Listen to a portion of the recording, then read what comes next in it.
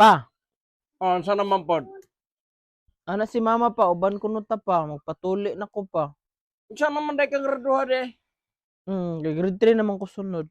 Ano ako may imo pa ko? Ano si mama na lang ni mo may pauban na? Ayun ako pa ba na kinapig ayo dire? Kita man daw duha pa, kay kita man daw duha magpatuli. Wajik kabuot ting mama ni mo eh. Imo din ning giing na ning bata nga wa pa kumatuli. Oh, akong kingnan.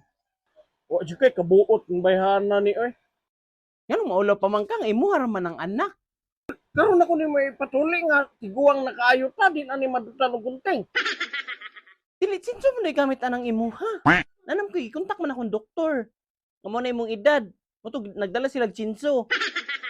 Tag 1.5 ra may bayad ya nya unsa man na kami duha. 3,000 asa mo tanan 3,000. Pagpatuli na lang gani, no, kay mga tiguang na taba, may na lang ba, makatilaw tagtuli. Nangandoy, di ako makatilaw og tuli, no.